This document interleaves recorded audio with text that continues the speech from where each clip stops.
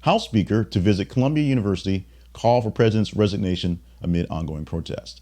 This actually happened. The picture you're seeing right now is Mike Johnson standing in front of a crowd of protesters surrounded by various members of his team from Congress, various congressmen there as well, various members, leaders from New York in the area, and various members of Judas community for the school and the surrounding areas.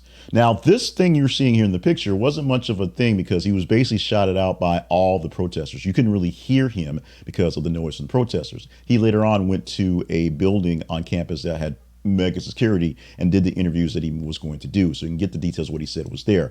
But the whole thing was a dog and pony show. Although it's a dog and pony show to show that Mike Johnson, who's not going to be taking what that other guy, Kevin McCarthy, did from the House. While there are calls to oust him from his job, and he's there at Columbia to ask to oust the president from her job, Mike Johnson is basically showing that he's no longer a backbencher. He knows how this thing's being played, and he's here to make things happen. He's not going anywhere. So we shall see whether this stunt, and it was mostly a stunt, is something to be done. Remember, Mike Johnson is a Republican representative out of Louisiana, not New York City. But he is a member of the House, and his pitch is the fact that Columbia gets federal money from the government. If they can't take care of basic students of safety, then he probably should get less money from the government, which is not necessarily a bad argument, but sometimes it's the person making the argument. It's the literally the messenger and not the message.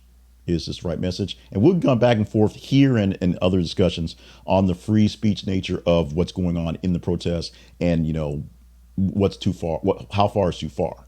Very quickly, what's bringing to mind to me all these things are other protests. Serious protests that got really heated. Vietnam protest, civil rights protests in the 60s. If you think of the pictures of people being hit with water cannons and dogs because they were marching for civil rights, is this the equivalent? I'm not going to say it is, but we can discuss this in deeper discussion later.